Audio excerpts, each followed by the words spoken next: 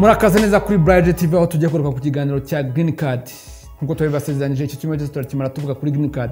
Tugiye kugaruka kuri comment za bamwe aho badusabye ko tubakorera video igaragaza uko ba applyinga Green Card. Ese nayo makosa ushobora gukora mu gihe uri kwa applyinga Green Card. Dukurikire neza nturangare, ni byinshi tugiye kugarukaho. Turavuga amakosa abantu benshi bajya bakora kuri Green Card bigatuma icyuma kitabasha kubaselectiona, ntibamenye impamvu badatsinda. Yego ni tombora ikaze uko na abantu benshi baprayinze kugira ngo bajye gufata muri 50 gusa, na abantu bake cyane.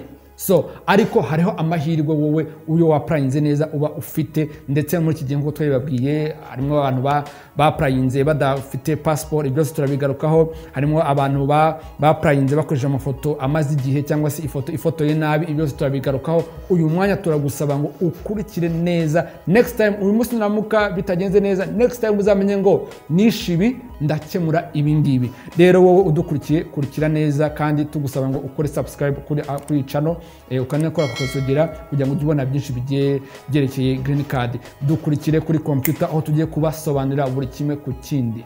Tugiye kubasobanurira iyi ni form ya DV 2021 ngira nkuko mubibona hano. Niyo tugiye kwifashisha, ariko mu bazaprayinga mwe muzaprayinga ubu ngubu bazaprayinga mu kwa 10 bazaprayinga DV 2022 kuko abazatsinda bazagenda mu 2022. So iyi ngiyi tugiye kwifashisha ni y'umwaka ushize abakoze 2019 aho byari DV 2021. Iyo ugiye kwa prayinga kuko twabibabwiye twifashishije iyi form y'umwaka ushize.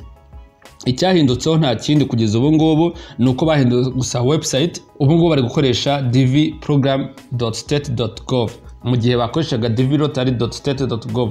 Ntibibatera ikibazo niyo ushizemo dvlottery.state.gov ihita kujyana aho ngaho, ikudirectinga aho ngaho kuri dvprogram.state.gov. ni ukuvuga ngo abazajya kwa prayinga ubutaha nuko bazabigenza. So iyo hajemo i.gov igomba iba ari intuza yizewe, abari website yabo yizewe kuko nibo bakoresha i domain name bonyine. Ari iyo bigendanye na ntuza n'ibya Amerika, ureba izina ry'iyo website then ukareba iyo domain name yabo ya .gov, utumenya ko ari ibintu biba byizewe. So rero tugiye gutangira tubereka iyi form ukuntu bayuzuza. Iyi form ntabwo yishurwa, ni ubuntu ku bya prayinga, ni ubuntu. Ibiri kintu cyose hano ni ubuntu ku cya prayinga. Hari aho muzagenda mugasanga babwira ati kwa prayinga Green Card ni 5,000 3,000 hano mu Rwanda. Iyo ni amafaranga akwaka gusa service, ariko mu busanzwe iki gikorwa ntabwo ari amafaranga we wabyikorera. Even no ku telefone ushobora kubyikorera, ariko ibyiza no kuba wazajya ukoresha computer. So iyo winjiyemo hano rero hari aho tubona hambere ngo DV 2021 instructions, ubwo ubutabazagira DV 2022 instructions. Winjiramo ukareba ibiyigize ni biki ushobora gusoma kugira ngo ubashe kugira ibyo umenya.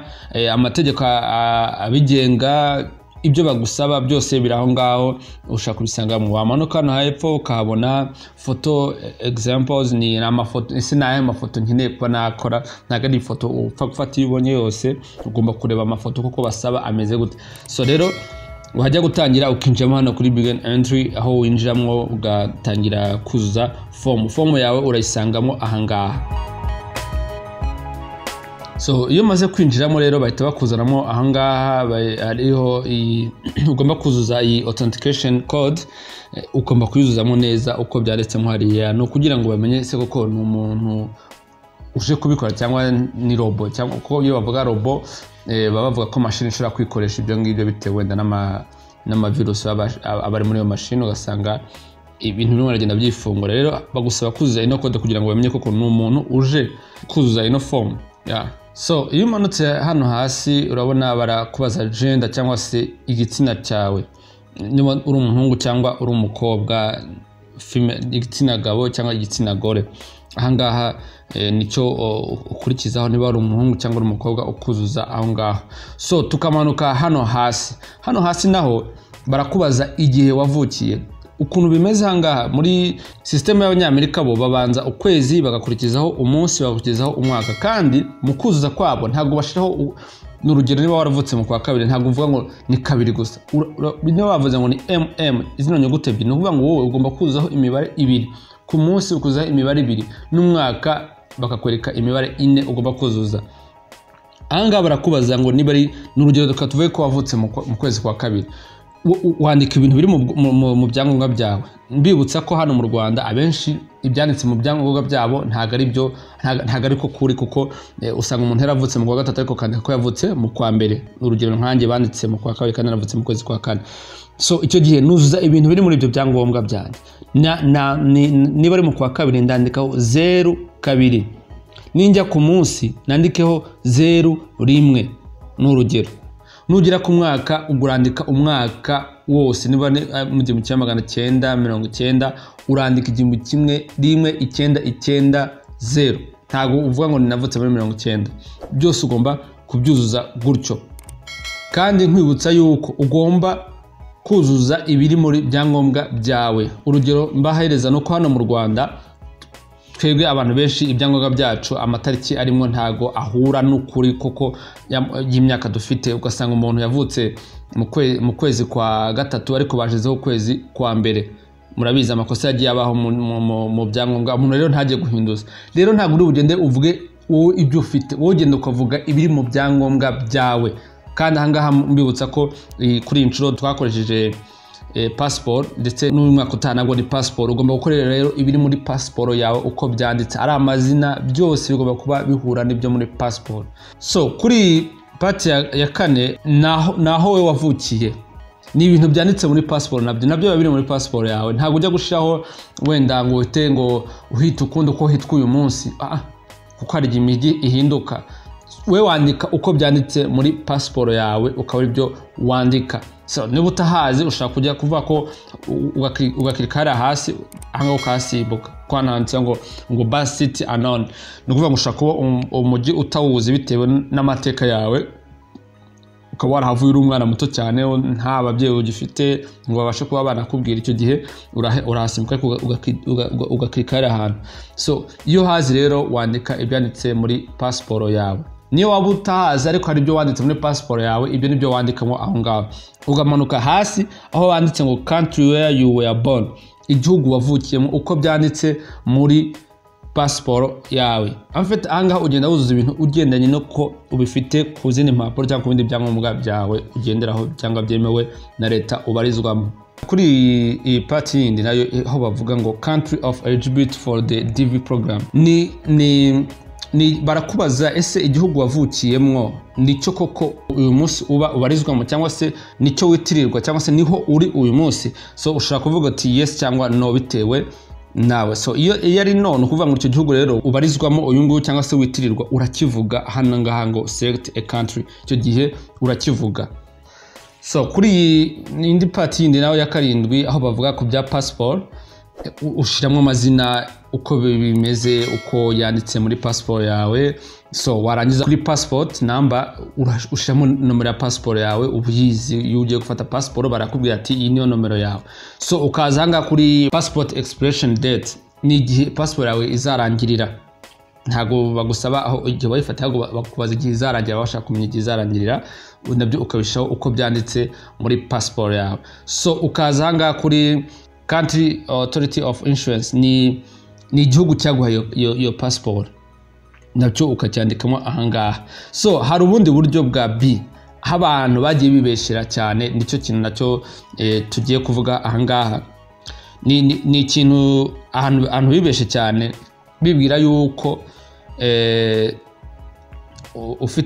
udafite passport bashaka gukwemerera. Ahangaha hari icyo basaba, ni izi ngizi iyo utazujuje ntabwo bishobora kugira kubikwemerera. Kandi baza ko hano mu Rwanda nta muntu n'umwe ushobora gusubiza ino part, nta n'umwe, cyangwa se i Burundi nta n'umwe wajya gusubiza iyo part, nta n'umwe wajya gusubiza iyo part. So ni ukuvuga ngo wowe urasabwa kuba ufite passport, kuko umunsi uzaba wanatsinze ugiye kwisobanura hano muri interview bakakubaza, bazakubaza bati kubera iki utashizeho passport. Nujya kuvuga ngo ntago nari nyifite, ntago ibyo ngibyo byose bizabe making sense.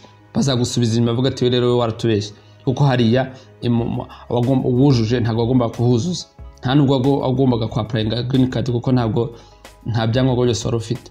So iyo tumaze kuva aho ngaho tuza hano ku ifoto. Hari uburyo bakora ifoto, nibyo ngiye kubanza kubasobanurira. Aha ngaha abantu bakunze gukora amakosa. Iyo ugiye gufata ifoto aha ngaha wifata ifoto ya telefone, kuko amatelefone amwe menshi rwose ntago yujuje ibisabwa. Harimo amafoto, harimo amatelefone ashobora kuguha ifoto nziza, ariko inama nakugira nuko wajya muri studio ukababwira uti ndashaka ifoto ya green card, babazi izi size zazo, akaba ariyo uyifotoza. Hanyuma iyo foto ukabasaba kuteditingaho. Niba ufite igiheri kigumizeho, niba ufite ukuntu udakunda isura yawe imeze, birekere uko. Nibyo ngibyo bo bashaka kureba, niyo foto bakeneye. Ntago bakeneye ifoto wowe ushaka. Reka iyo foto ukwiri. Icyo ushobora guhinduraho ni urumuri rwayo, wenda ugasa nk'urwongeye cyangwa se ukasa nk'urugabanijeho, ariko mu gihe bitari bwice isura yawe. Reka mbereke ukuntu ushobora kuzuza ifoto yawe aha ngaha. Iyi foto ushobora kwizira kuri ntuza website yitwa greencardphoto.com. Ukaza urabona hano winjiramo hano kuri upload picture, ikuzana aho muri computer yawe, ugashakisha aho wasevinze ya foto yawe ukayivanamo. Hanyuma iyo umaze kuyikirikaho ihita iza hano.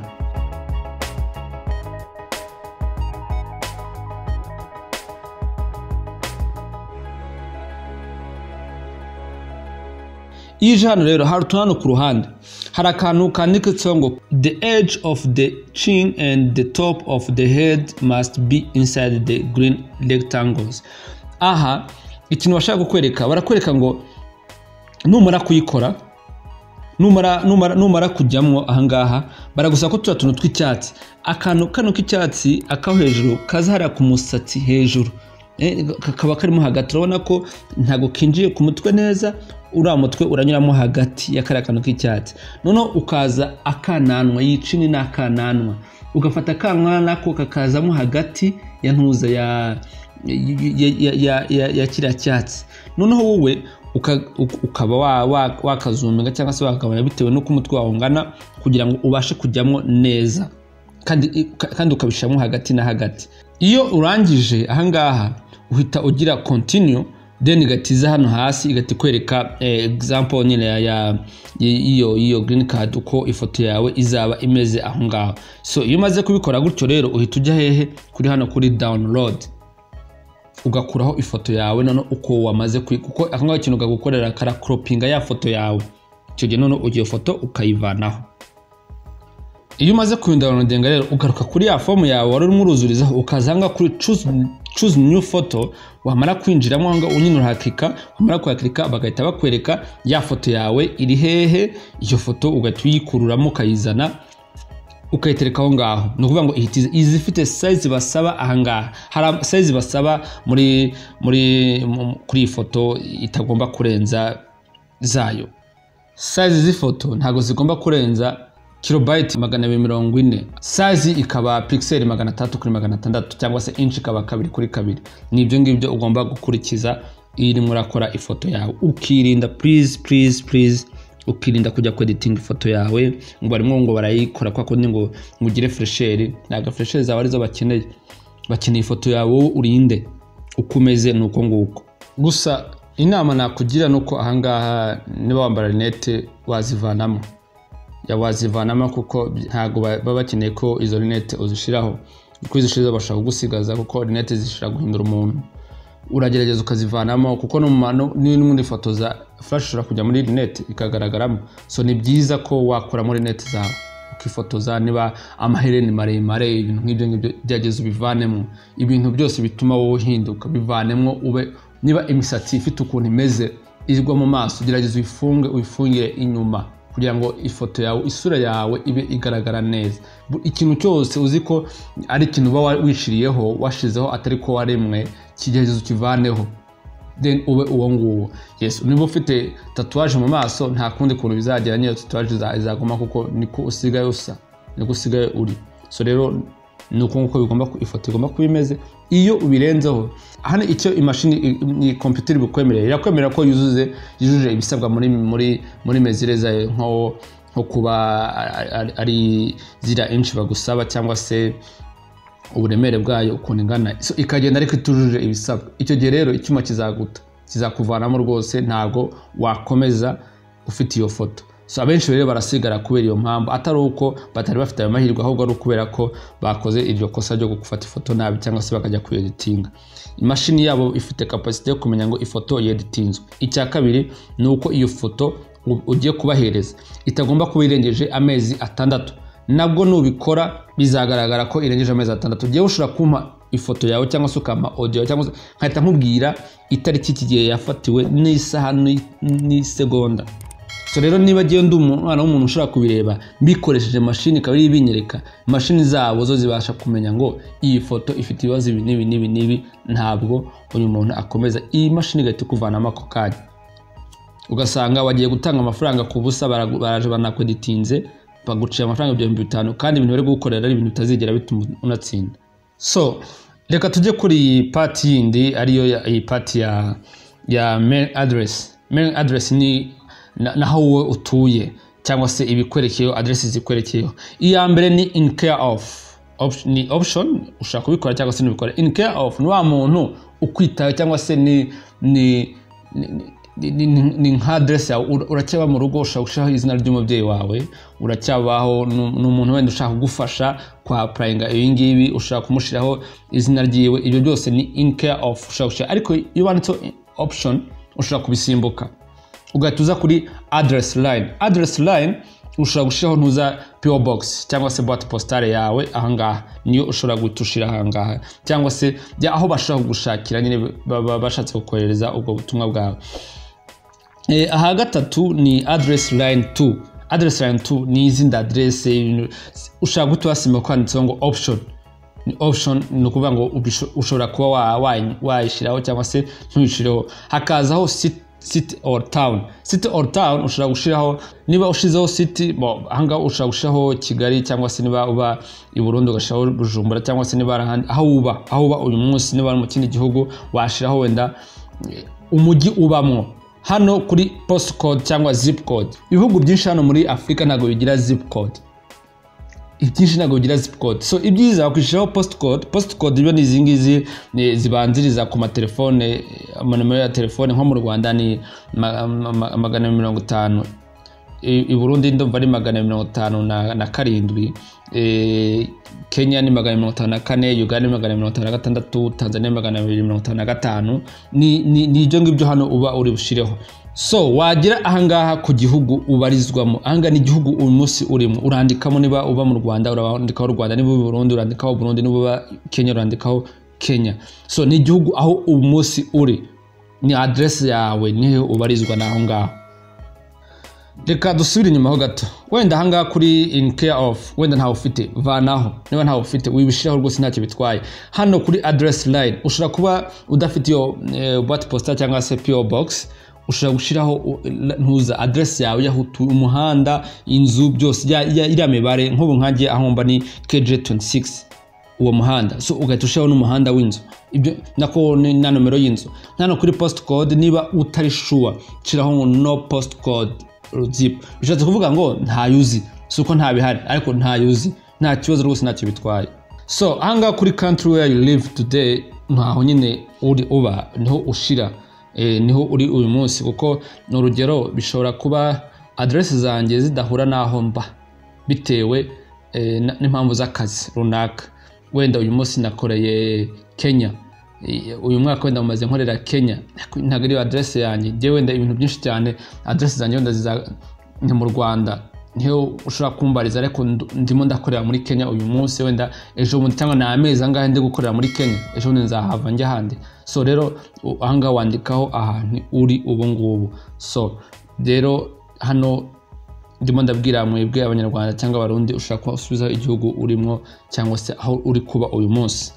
Hanyuma hakazaho phone number. Phone number ni option ushaka kwishyiraho cyangwa ntuzishireho, maybe ko ubu ngubu bizabitegeko, kuko niyo ugiye kuzuza email ubu ngubu bisigaye ari itegeko, uzashiraho phone number ubanze ya code yawe +250 or plus 257 254 256 bitewe n'igihugu uri kubarizwamo kode yacyo cyangwa se numero uri ufite icyo gihugu niyo uzashiramo hangaha.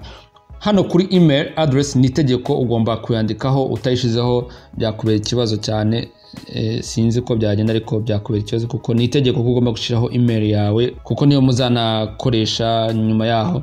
Ikindi niba utayifite yifunguze, none gufunguza email ni ubuntu.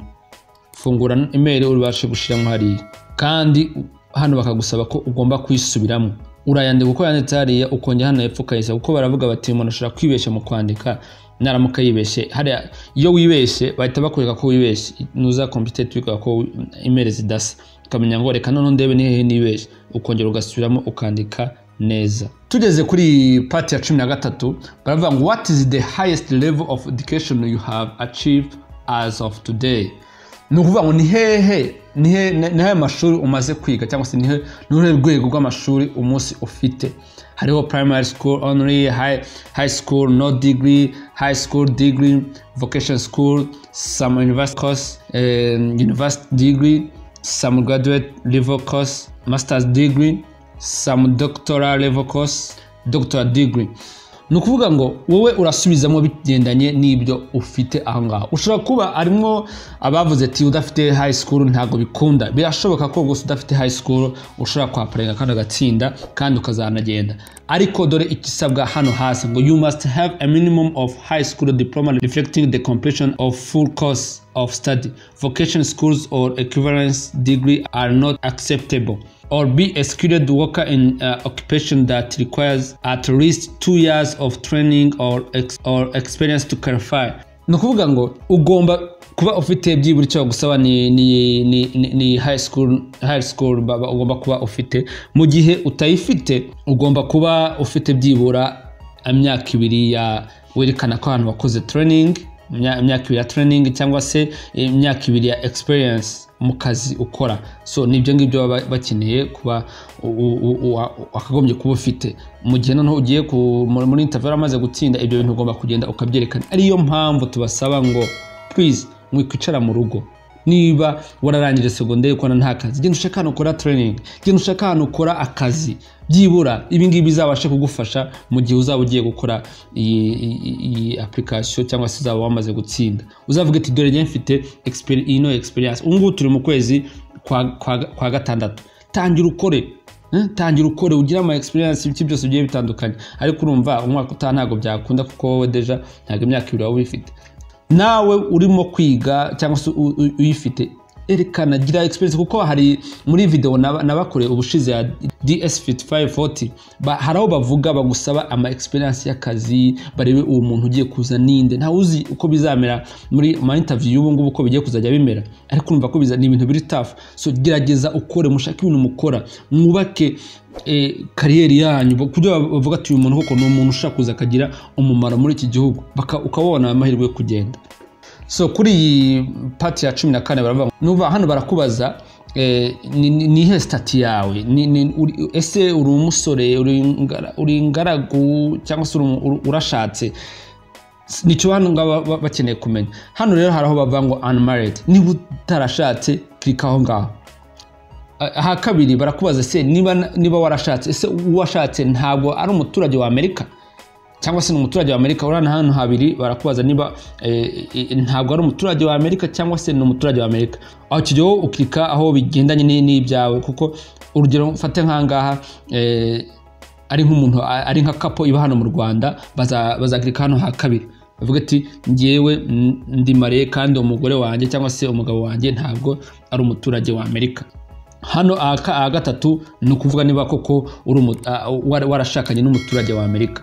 Aha kane ni divorce. Divorce ni ukuba waratandukanye byemewe n'amategeko.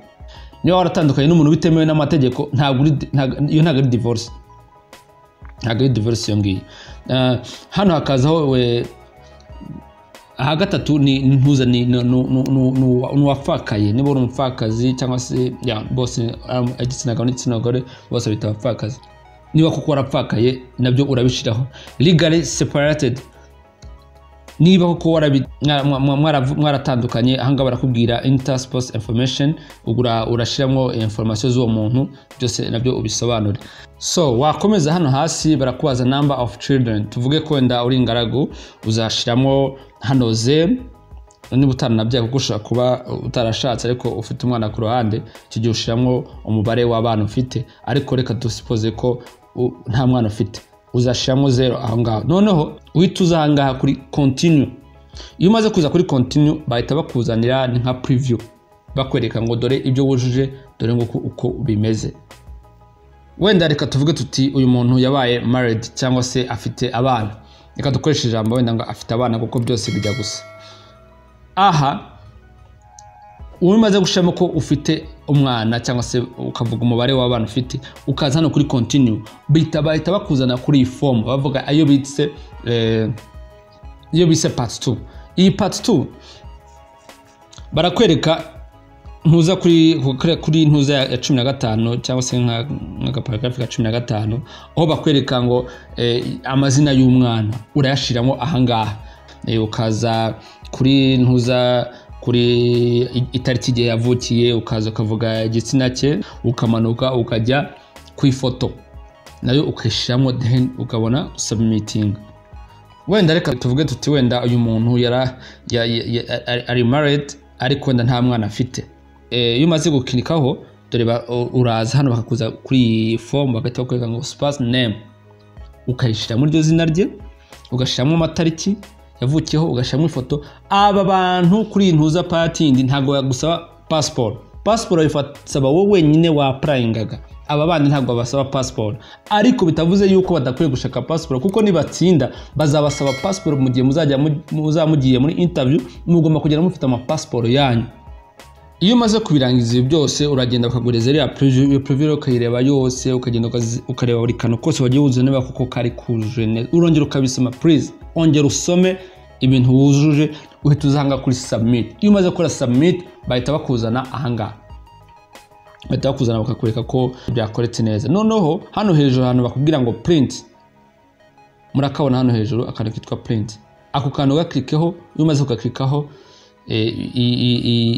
iki gipapuro baguhaye gita kiza, ukaba wabasha kukibika kuri email yawe. Please wivuga ngo ngiye muri siberi baramprintingiye ngo uragitwaye, kuko ikintu gishobora gutakara. Babwire bakikohereze kuri email ntago izigera itakara. Anga hariho amazina yawe uko yanditse, hanyuma hakazaho confirmation number n'umwaka wawe. Ni ibingibi ugomba kuba ufite. Please mwita umwanya ujya kubwira ngo mpereze ku papuro nazo ugende kugita utangiye kuvuga ngo cya gipapuro kiri hehe ngo ngarakuri kuri nabibaza. No, genda ubike kino gipapuro kuri email yawe. Impamvu mbabwira ku printinga iyi ngiyi cyangwa se ugakora screenshot ukabibika nuko hanga ushobora kwibeshya. Reka mbaho urugero, ushobora kuvuga ngo ngiye kubyandika ahantu, kwandika wenda ngo iyi confirmation number.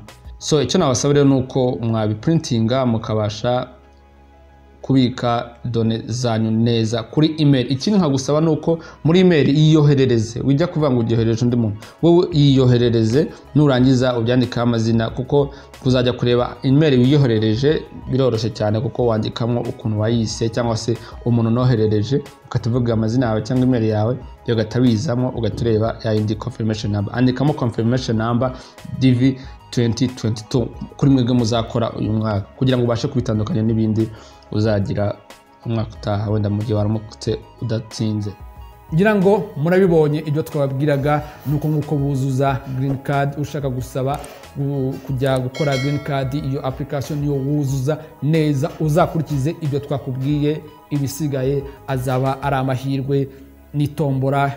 Ntibizaguca intege iyo watsinzwe, ntugacika intege, kuko ntago ari ibintu ukwiye kurambirizaho mu gihe bataragufata cyangwa se utaragera muri Amerika. Nitombora kuko haba haprayinze abantu benshi. Rero turagusaba kugira ngo ukore subscribe aho ngaho kandi kurizogera kugira ngo ujye ubona ibiganiro byinshi bigiye bitandukanye. Tunagusaba gukora comment aho ngaho ukatubaza ibibazo kugira ngo tubashe kugusubiza, ndetse tubashe no gukorana video igendanye n'ibyo wifuza kumenya, ubashe gusobanukirwa neza. Mwirinde abamamye bazaba basaba amafaranga ngo kugira ngo babakorere ibintu ngo bakubwira ko watsinze kandi nta n'umwe ukwiye kumenya ko watsinze. Niyo mpamvu ubutaha tubemeye kubakorera video ese ni gute ujya kureba niba koko watsinze. Nta email uzigera ubona kiretse wowe ubyikore. Ibyo nabyo tubibasenereje muri video itaha. Rero ciao, icyo tubasaba nuko ukoreye subscribe, urabutanze umusanzu kuri televiziyo yawe. Bye.